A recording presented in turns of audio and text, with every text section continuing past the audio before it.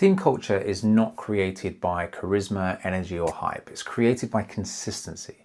And that might sting a little if you're used to being the energetic one, the one who walks in, lifts the room, and gets everyone going. I did that for years, but here's the problem with that version of culture. It relies on you, on your mood, on how much sleep you've had, and how stressed you are that day. Most chaotic cultures happen because leaders are leading emotionally instead of structurally. One day expectations are strict, the next day they're really relaxed. One day you're really patient and supportive, and the next day you're short and snappy. The team never really knows what version of the day they're walking into. If your team relies on your mood, your presence, or your emotional energy to function, you don't have a culture, you have a dependency, and that is heavy for you and confusing for them. Today I want to show you how to build a culture that doesn't lean on your emotions, but on clarity and structure. A culture that allows your team to feel safe even on the days when you're under pressure. Welcome to the Lead World channel, where we explore the inner world of leadership, well-being, and what it means to build a business that doesn't break you. Hi, my name's Trevor. I've run a multi-award winning restaurant and cocktail bar for about 10 years, and I consult hospitality leaders who want to lead strongly without burning themselves out in the process. I learned a lot of this the hard way, both through my own mistakes and through watching the people around me, and that is exactly what this episode is about. Let's start with something really real.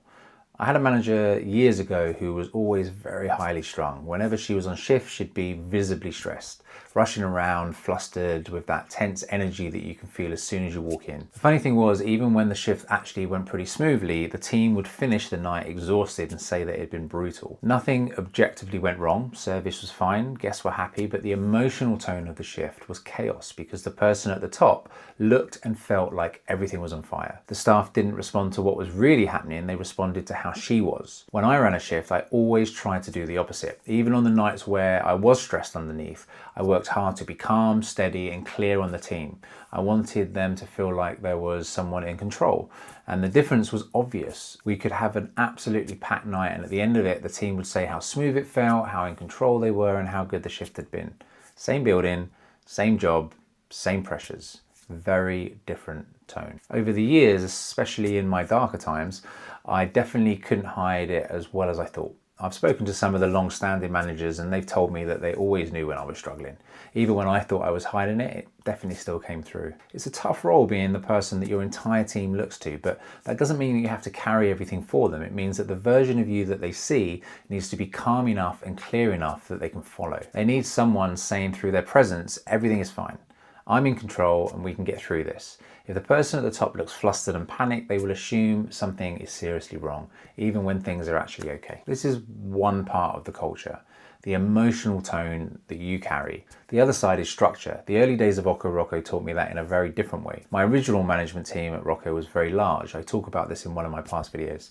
Communication between myself and them, and then from them to the rest of the team, was often lost in translation.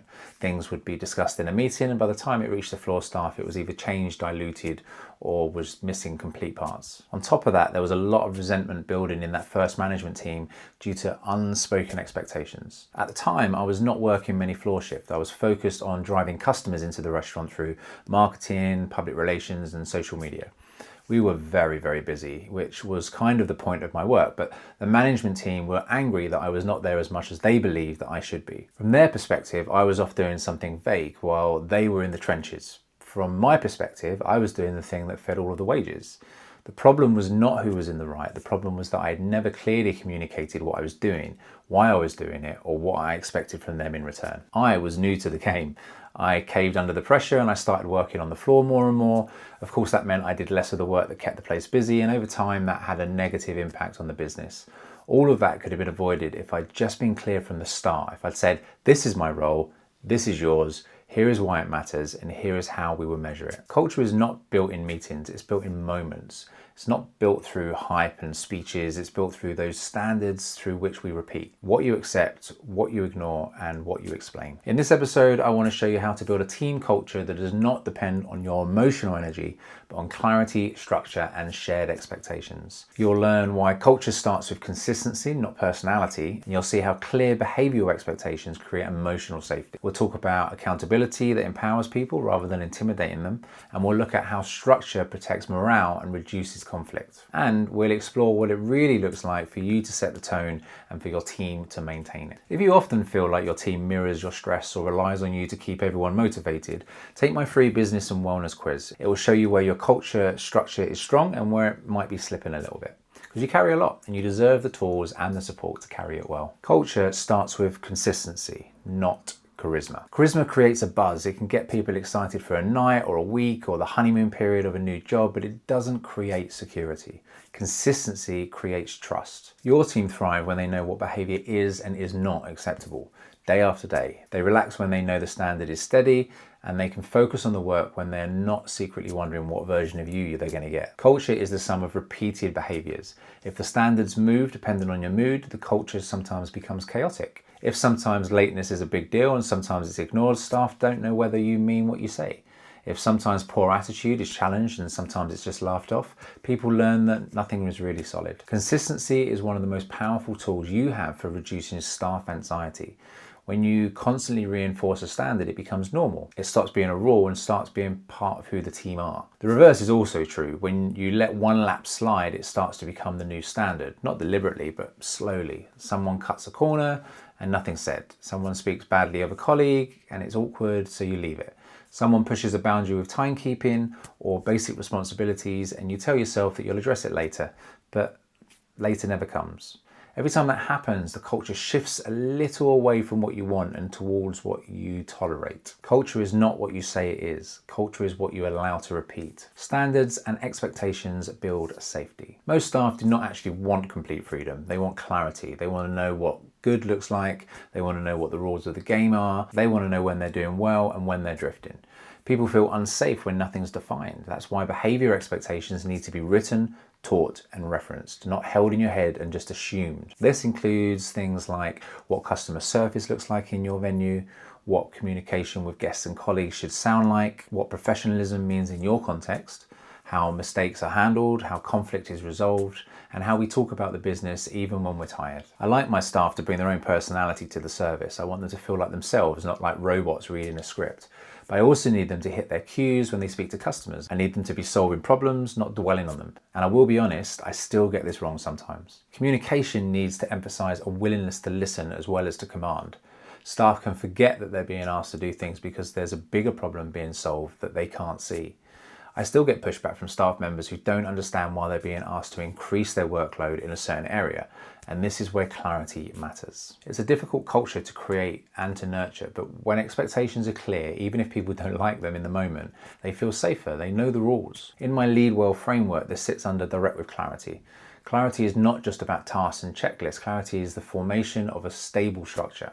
When standards are clear, people can relax into them rather than constantly guessing. Accountability as empowerment, not punishment. Accountability often gets a bad reputation because people associate it with criticism, but accountability is not about telling people off. Accountability is about showing people you believe that they can do better. People want to be held to a standard when the standard has been explained to them.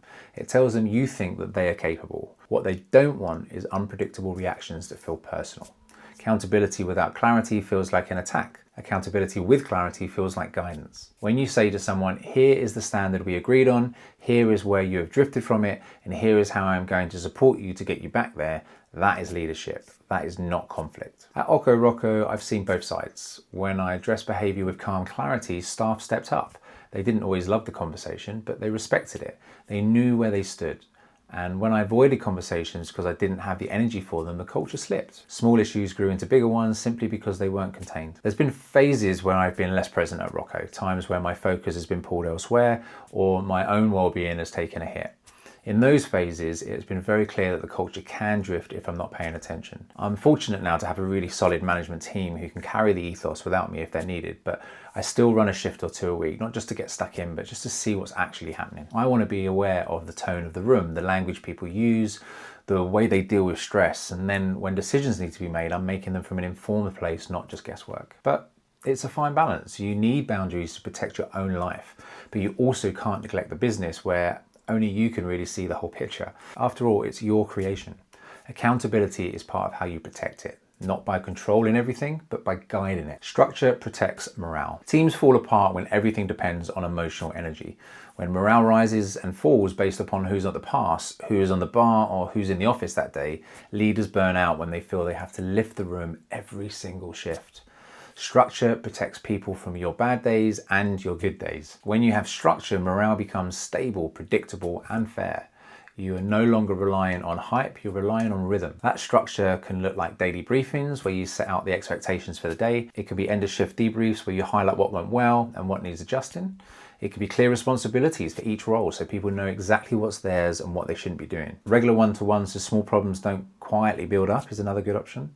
Documented processes so people aren't relying on memory or gossip for how things are meant to be done. Staff feel safer when they know their role, they know the expectations, they know what support looks like, they know what happens if something goes wrong. It doesn't mean that you never have conflict, it means that conflict has a container. Structure is not boring. Structure is what allows humans to relax enough to do their best work. You set the tone, the team maintains it. Your job as a leader is not to be the entire emotional engine of the business. Your job is to set the tone and create the structure. The team's job is to carry it. You are the thermostat, not the temperature. You set the climate. You do not have to react to every shift in the weather. Culture becomes stable when it no longer needs your emotional presence to survive. When you've done the work to define standards, communicate expectations, build structure, and model calm, something powerful happens. The team begins to regulate themselves. They start to feel proud of the culture. They remind each other of the standards. They protect the business when you're not there. This is where leaders begin to feel peace. This is where burnout starts to ease, and this is where the business becomes an ecosystem instead of an emotional battlefield that you're constantly trying to control with your nervous system. Culture is not built on charisma. It's built on consistency. Shared standards and expectations create emotional safety. Accountability empowers people when it's delivered with clarity. Structure protects morale and stops the team from living on the emotional roller coaster. And you set the tone, but the team must learn to maintain it. When you get this right, everything becomes lighter. Not easy, but lighter. You're no longer carrying the entire emotional weight of the room, and the team are no longer guessing what version of leadership they're going to get today. So to close, I used to think culture was about energy, about how loud I could be, about how I could lift the room and how much personality I could inject into each shift. But energy is unstable, emotion is unpredictable, and when I relied on that version of culture, it took more and more out of me. What actually protects culture is structure and clarity. When you create a system your team can rely on, they begin to carry a culture with you. They become proud of it and they defend it. And the business becomes a calmer, stronger place to lead. It won't be perfect. You'll still have bad days and the team will still make mistakes. But the difference is now there is something underneath all of you holding everything together. If you enjoyed this video, feel free to give it a like and a subscribe. It helps me, it helps the channel, and it helps people like us find the content that really matters. As always, I'd love to remind you as well that you matter too. Don't forget that.